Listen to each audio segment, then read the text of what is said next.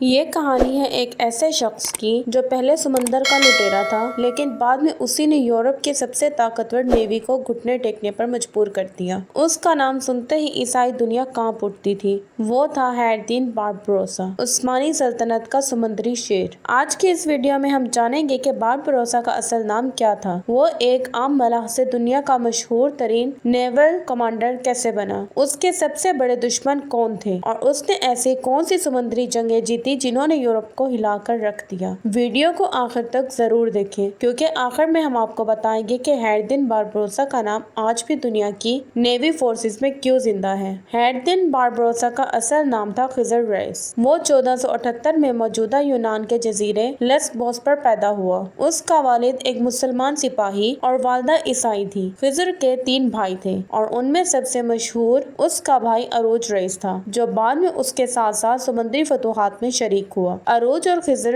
بچپن ہی سے سمندر کے قریب رہے۔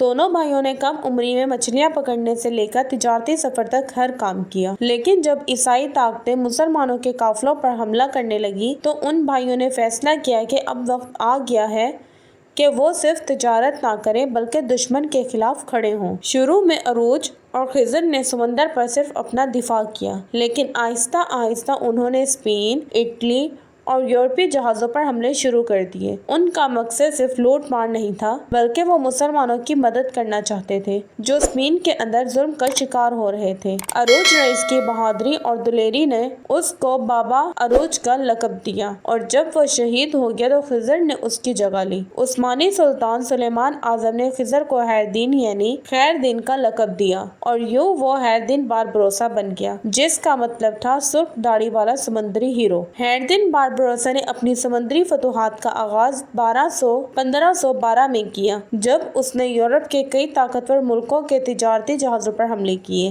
اس کی فوج نے پورے بحر روم میں اپنی دھاک بٹھا دی۔ اس کا سب سے مشہور حملہ تھا جزیرہ جھیل پر جہاں اس نے اپنے دشمنوں کو ہزیمت اور ان کے بہت سے جہاز ضبط کر لیے۔ یہ کامیابیاں اسے نہ صرف ایک مشہور سمندری کمانڈر بنا دیتی ہیں بلکہ عثمانی سلطان سلیمان اعظم نے اسے اپنی نیوی کمانڈر کے طور پر بھرتی کر لیا۔ عثمانی سلطنت کے زیر نگرانی آ کر بارباروسا نے سمندری حکمت عملی اور جدید اسلحہ کے استعمال سے اپنے دشمنوں کو گھٹنے ٹیکنے پر مجبور کر دیا۔ خیردین بارباروسا نے بحر روم میں متعدد جنگوں میں حصہ لیا اور ہر بار اپنے دشمنوں کو پچھاڑ دیا۔ ان میں سب سے اہم جنگ تھی پراویزا کی جنگ جو 1538 میں لڑی گئی۔ اس جنگ میں بارباروسا کی قیادت میں عثمانی نیوی نے یورپ کی سب سے بڑی نیوی کو شکست دی۔ یہ جنگ اسی وقت کے سب سے طاقتور عیسائی اتحاد یعنی ہسپانوی، وینیشیائی اور پوپ کی افواج کے خلاف تھی۔ بارباروسا کی سمندری حکمت عملی، اس کی تیز رفتار جہازوں اور ماہر سپاہیوں نے عثمانی سلطنت کو ایک بڑی فتح دلوائی۔ اس کے بعد سے یورپ کے طاقتور ممالک سمندر میں عثمانی سلطنت کا سامنا کرنے سے ڈرتے تھے۔ بارباروسا کی کامیاب فتوحات نے اس کی شہرت کو آسمان تک پہنچا دیا۔ یورپ میں اس کا نام سن کر ہی لوگ لرزتے تھے۔ اس نے پرتگال، اسپین اور اٹلی جیسے ممالک کے تجارتی راستوں کو اپنے قبضے میں کر لیا اور ان کی سمندری طاقت کو ٹوٹنے پر مجبور کر دیا۔ وہ نہ صرف عثمانی سلطنت کا ایک ہیرو تھا بلکہ سمندری جنگوں میں اس کی جیت نے مسلمانوں کو ایک نیا حوصلہ دیا۔ خیردین بارباروسا کے دور میں عثمانی نیوی نے بحری جنگوں کا ایک نیا انقلاب برپا کر دیا۔ اس نے نئے جہاز تیار کیے، جدید جنگی حکمت عملی اپنائی اور بحری بیڑے کو اتنا مضبوط کر لیا کہ یورپ کی کوئی طاقت اس کا مقابلہ نہ کر سکی۔ اس کے اثرات اتنے گہرے تھے کہ بحر روم کے بیشتر علاقے عثمانی سلطنت کے زیر اثر آ گئے۔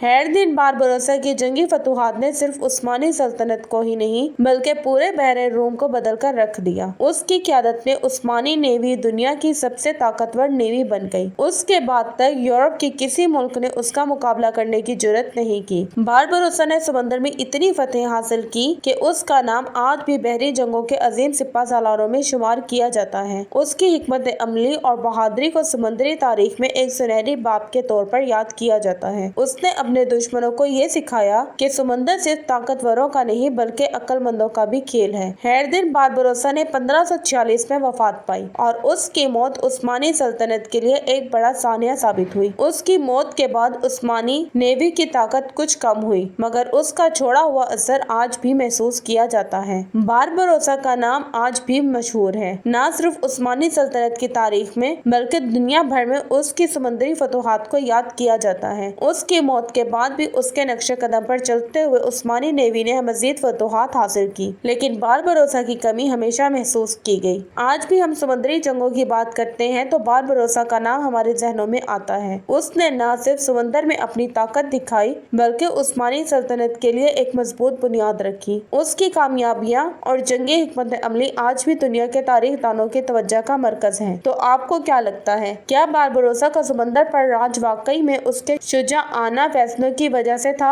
अपने राय हमें कमेंट्स में बताएं और अगर आपको ऐसी मजीद तारीखी कहानियां पसंद आए तो हमारे चैनल को सब्सक्राइब करना ना भूलें। शुक्रिया और अगली वीडियो में मिलते हैं।